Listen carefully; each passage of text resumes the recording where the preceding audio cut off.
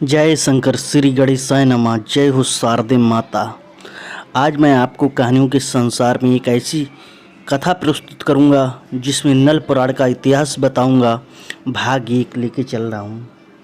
दोस्तों, अगर कोई गलती हो श्रोताओं तो मुझे अपना बच्चा समझकर क्षमा कर देना। बात है एक नरबरगढ़ में एक राजा हुआ करते थे जो वीरसेन कहे जाते थे और वीरसेन का नाम था राजा प्रथम। दूर दूर तक उनकी चर्चा थी और राजा प्रथम राज्यपाट किया करते थे। राजा प्रथम बहुत ही प्रतापी राजा थे और राजा की 101 रानियां थीं, जिसमें सबसे बड़ी जो रानियों के ऊपर रानी होती है, पटरानी जिसे बोलते हैं, उसका नाम था रानी मंजा। श्रोताओं, आपको बताते चलें, राजा की 100 रानियाँ जो थीं अजयपाल के पुत्र थीं और जो मंजा थीं उन्हें सबसे ज़्यादा राजा प्यार करते थे, जो 101 रानियाँ जिन्हें बोली जाती थीं। मगर बात आपको बताते चलें कि जो राजा प्रथम थे उनकी भी उम्र बीत चुकी थी, धीरे धीरे बुजुर्ग अवस्था की तरफ पहुंच चुके थे और उनकी पत्नी रानी मंजा भी।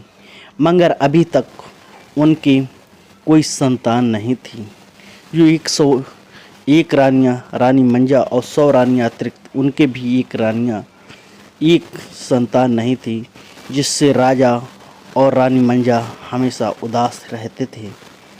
श्रोताओं, जब वो बहुत दुखी होने लगे तो उनके राज्य में उनके जो बाग थे उधर भगवान श्री गोरखनाथ तपस्या के लिए निकले हुए थे।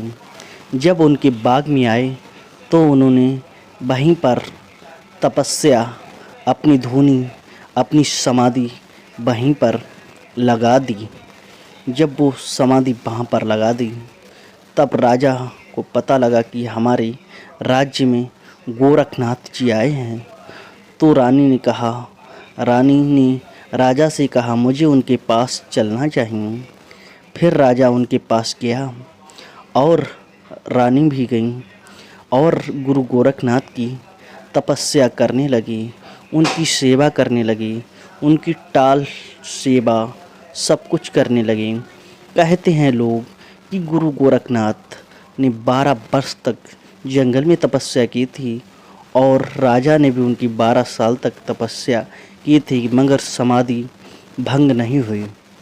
दोस्तों, जब आपको बता दें, जब समाधि भंग हुई तब गुरु गोरखनाथ के चरणों में रानी मंजा और राजा गिर गए और कि महाराज, मेरे एक भी संतान नहीं है, बताओ भगवान मैं क्या करूं।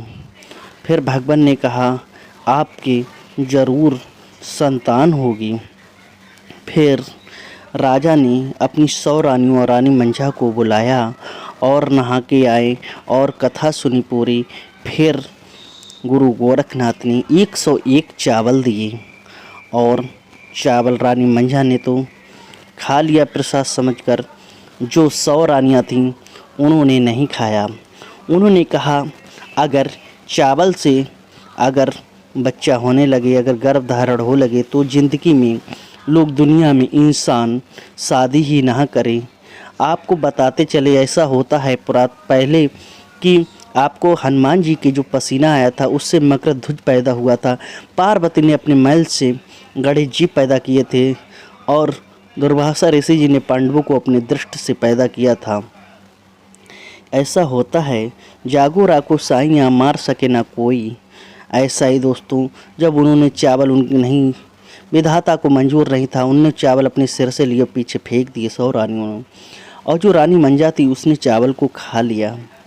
जैसे गर्भ धारण होने लगा रानी मंजा को, तो जो 100 रानियाँ थीं उन्हें दिक्कत होने लगी कि अब तो महारानी मंजा का बहुत नाम होगा, मुझे महाराज चाहेंगे नहीं, मुझे कुछ ऐसा उपाय करना चाहिए जिससे रानी मंजा को राजा मरवा दें।